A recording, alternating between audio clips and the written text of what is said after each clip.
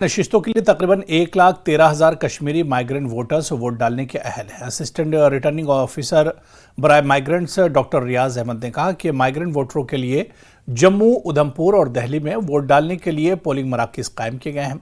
उन्होंने मजीद कहा कि ऐसे वोटर्स जो आउटसाइड स्टेट्स में मुकीम हैं और बैलेट के जरिए वोट डाल सकते हैं।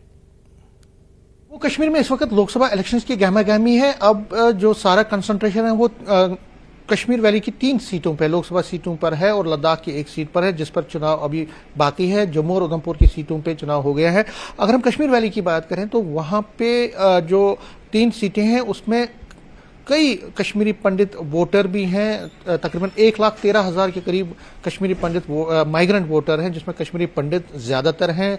मुस्लिम और सिख कम्युनिटी के भी कुछ वोटर हैं इसमें। मेरे साथ इस पर बात करने के लिए हैं डॉक्टर रियाज अहमद। ये ARO है, असिस्टेंट रिटर्निंग ऑफिसर बनाए गए हैं इसके लिए और ऑफिशियल है ये रिलीफ कमीशन डिपार्टमेंट में।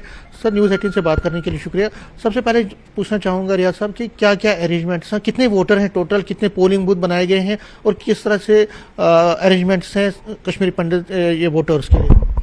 अच्छा, देखिए, मैं आपके माध्यम से ये बताना चाहता हूँ कि इस बार जो एम स्कीम थी, जो बड़ी देर से डिमांड थी कि एम स्कीम को स्क्रैप किया जाए, एम फॉर्म को, वो इस बार स्क्रैप हो चुका है। एम फॉर्म जो है उसकी जगह हमने वोटर्स को मैप किया है कंसर्न जोन्स के साथ और हर जोन के साथ एक पोलिंग स्टेशन जो है वो मैप किया है। और इस हिसाब से हमारे जम्मू में जो है स्पेशल पोलिंग स्टेशन 21 हैं, तो इसी तरह उधमपुर में 1 पोलिंग स्टेशन है और दिल्ली में 4 है। दिल्ली में जो हालांकि ये स्कीम जो है अब कंटिन्यू करेगी एम फॉर्म जो है, और जम्मू और उधमपुर में ये स्क्रैप कर दिया गया है।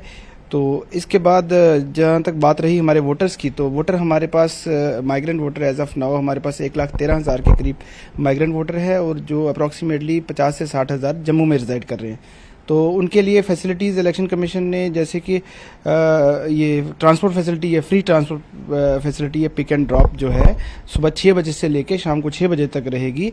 जो भी कंसर्न एरियाज़ हैं हमारे पास जम्मू में, हमने 16 से 17 लोकेशन कहाँ पे थोड़ा ये तालाब तिलों में हमारे पास होगी, दुर्गा नगर में रखेंगे। इनफैक्ट हमने बड़ी ब्राह्मणा एरिया के लिए मानसर से भी बस का अरेंजमेंट किया है और एक कठुआ में कुछ वोटर है हमारे, कठुआ से जम्मू के लिए बसेस जो है वो अप्लाई करेंगी ऑन द डे ऑफ पोल सुबह 6 बजे से लेके शाम को 6 बजे तक। ये बताइए कि जो बैलेट जो बाहर रहते हैं, जैसे मुंबई है, कोई हैदराबाद रह रहा है, कोई बाहर के जगहों पे रह रहा है, उनके लिए जो प्रोसेस है वो क्या है? उनके लिए वो किस तरह से वोट डाल सकते हैं बैलेट के जरिए? देखो, जो लोग बाहर रह रहे हैं उनके लिए, दिल्ली के लिए तो फिजिकल पोलिंग स्टेशन है, जो दिल्ली या उसके आसपास लोग रिजाइड कर रहे हैं। लेकिन जो बाहर हैं, मुंबई में, बेंगलोर, पुणे या बाहर किसी भी सिटी में है, उनके लिए पोस्टल बैलेट फैसिलिटी जो है वो इलेक्शन कमीशन के द्वारा दी गई है। पोस्टल बैलेट के थ्रू वो अपने नियर बाय जो अपना ERO है कंसर्न, वहां जाके फॉर्म 12C भर सकता है। वो फॉर्म 12C जो है उसको भरना है और अटैच करवाना है या वेरीफाई करवाना है किसी भी गजेटेड अफसर से या कंसर्न ERO से। तो वो ऑनलाइन मोड के थ्रू भी यहाँ हमें भेज सकता है और ऑफलाइन मोड के थ्रू भी आ सकता है।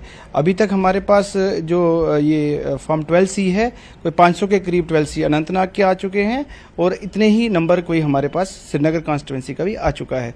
तो उसका नोडल ऑफिसर जो है वो मैं ही हूँ, मतलब जम्मू में ही आएंगे, फिर फर्दर यहाँ से हम डिस्पैच करेंगे उनको पोस्टल बैलेट। पहले जब पोलिंग होती थी कश्मीरी माइग्रेंट की तो कम वोटिंग होती थी, तो क्या क्योंकि एम फार्म का भी अब खत्म हो गया है और आपने अरेंजमेंट भी, क्या लगता है आपको कि इस साल ज्यादा अच्छी तादाद में लोग आएंगे बाहर? जी, आपकी अपील क्या रहेगी? हाँ जी, बिल्कुल, मुझे लगता है क्योंकि जितना लोगों में क्यूरियोसिटी है, क्योंकि स्कीम चेंज हुई है, तो लोग इतना ज़्यादा इंक्वायर कर रहे हैं, अपना ऑब्जेक्शंस दे रहे हैं, क्लेम्स दे रहे हैं कि मुझे ये पोलिंग स्टेशन में रखो मुझे लगता है इस बार थोड़ी सिंप्लीफाई हुई हैं चीज़ें और आने वाले टाइम में और ज़्यादा सिंप्लीफाई होंगी और लोगों में काफ़ी ज़्यादा उत्साहित लोग हैं, उत्साह है और ये इस बार लगता है कि काफ़ी अच्छा टर्नआउट रहेगा हमारा।